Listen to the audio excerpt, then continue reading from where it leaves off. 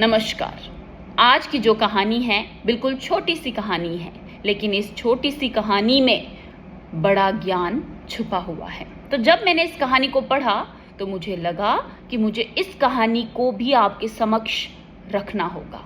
क्या पता किसके दिमाग में क्या चीज़ घर कर जाए और आपका रुका हुआ काम बन जाए।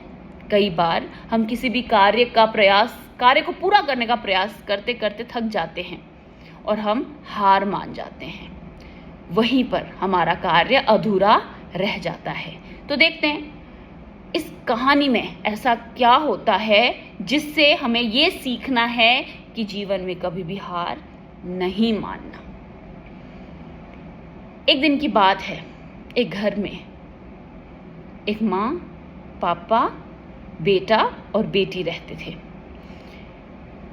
उनके घर में कुछ ऐसा हुआ कि उनके बेटे को सिर पर चोट लगी, तो माता पिता भागते हुए उसको डॉक्टर के पास ले गए। अब वो छोटी बहन रोज अपने माता पिता को पूछती थी कि भैया क्यों नहीं आ रहे। तो उसके पिता उसको हमेशा कहते रहे कि बेटा भैया आ जाएंगे, कल आएंगे। कल फिर होता था, वो लड़की फिर पूछती थी कि भैया कहाँ हैं। फिर पिताजी कहते थे कि बेटा भैया कल आ जाएंगे। तो वो देखती थी मेरे पापा रोज मुझे ये कह रहे हैं कि भाई तेरा कल आएगा, और मेरी माँ रोती रहती है। तो ऐसा क्या हुआ? उस दिन तो खेलते हुए बस वो गिर गया था और उसके सिर पर चोट आई थी, लेकिन उसके बाद वो वापस क्यों नहीं आया? तो एक दिन फिर उसने अपने पिताजी से पूछा कि मुझे बताओ कि भाई कहाँ है और कब आएगा मेरा भाई। तो उसके पिताजी ने कहा बेटा भाई आएगा, लेकिन भाई को लाने के लिए कुछ चमत्कार चाहिए, और उस चमत्कार के लिए हमारे पास पैसे नहीं हैं। अब जैसे माता पिता ने कहा कि पैसे नहीं हैं, तो वो बेटी शांत होकर बैठ गई।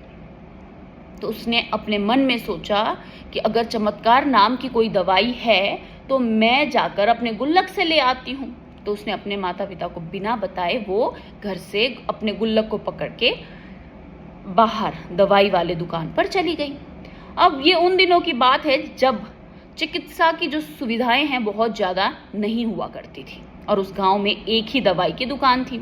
तो वहाँ पर बहुत बड़ी लाइन थी और लोग लाइन पर लगे हुए थे कि उनका नंबर आए और वो अपने अपने घर पर दवाई लेकर जा सके। वहाँ पर वो छोटी सी लड़की भी भीड़ में खड़ी थी अपने गुल्लक को हाथ में लेकर। किसी का ध्यान उस पर नहीं गया, तो वो एकदम से भीड़ से अंदर चली गई और अपने गुल्लक को उस दवाई के दुकान के काउंटर पे फट्टे पर रख दिया जोर से। तो जैसे जोर से उसने रखा तो दुकानदार की नज़र उस पर पड़ी। तो दुकानदार ने उसको कहा कि बेटा आपको यहाँ पर क्या चाहिए, आप क्या लेने आए हो?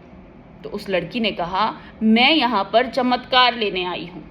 तो दुकानदार ने कहा बेटा यहाँ पर चमत्कार नहीं मिलती है, आप अपने घर वापस चले जाओ। उसने कहा मेरे पास पैसे हैं, आप पैसे ले लीजिए और मुझे चमत्कार दीजिए, मुझे चमत्कार चाहिए।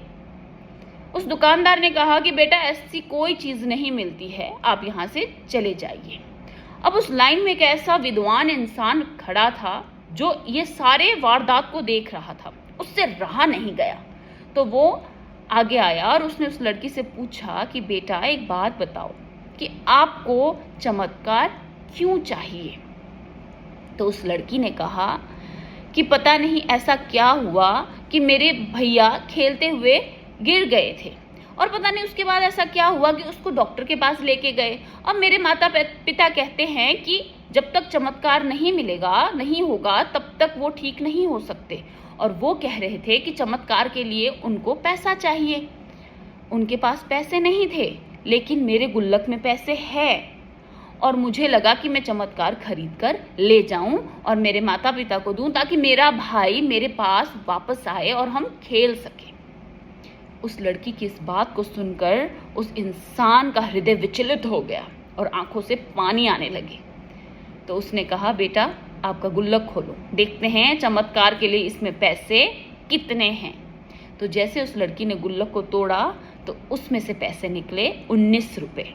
तो उस लड़की ने कहा मेरे पास 19 रुपये है।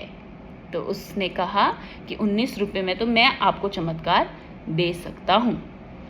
क्योंकि वो जो इंसान था, वो जो आदमी था, वो न्यूरोसर्जन डॉक्टर था, वो दिमाग का डॉक्टर था। तो उसने उस लड़की को कहा, आप मुझे आपके घर लेके चलो, मैं आपके भाई के लिए वो चमत्कार लेकर आऊँगा जिससे आपका भाई ठीक हो जाएगा और आप अपने भाई के साथ खेलना। वो लड़की उस आदमी को, जो कि डॉक्टर था, अपने घर लेकर गई और अपने माता पिता से मिलाया। डॉक्टर ने उससे 19 रुपये लिए और जाकर उस बच्चे की जो सर्जरी थी वो कर दी, जिससे कि वो बच्चा ठीक भी हुआ और अपने घर आकर अपने माता पिता के साथ रहने लगा और अपनी बहन के साथ खेलने लगा। इस कहानी से मुझे यही सीख मिली है कि बड़ी से बड़ी मुसीबत में जब हम हार मान जाते हैं ना, तो मन के किसी कोने में एक बच्चा होता है। वो बच्चा हार नहीं मानता। बस उस बच्चे को मरने मत दीजिए। हमारी निराशाएं हमें हरा देती हैं। कोशिश क्यों करें? जो ये सोच आती है कि अब कोशिश से कुछ नहीं होता, जब ये सोच आती है ना, तो हमारे कार्य अधूरे रह जाते हैं। लेकिन जिस दिन हम अपने अंतरात्मा में, जो अपनी आत्मा में एक बच्चा छुपा है ना, जो हार नहीं मानता, उसको जगाएंगे, तो हमें किसी भी कार्य को पूरा करने से कोई रोक नहीं सकता। और जिस दिन हमने हार मानना छोड़ दिया और अपने अंदर के वो बच्चा जो कभी हार नहीं मानता, जिसको किसी न किसी कोने में ये उम्मीद रहती है कि मेरी बात मानी जाएगी, जिस दिन उस बच्चे को जगाएंगे, उस दिन सारे कार्य पूरे भी हो जाएंगे। क्योंकि इस सृष्टि में ऐसा कोई कार्य नहीं है जो हम पूरा नहीं कर सकते। नमस्कार, आपका दिन शुभ रहे।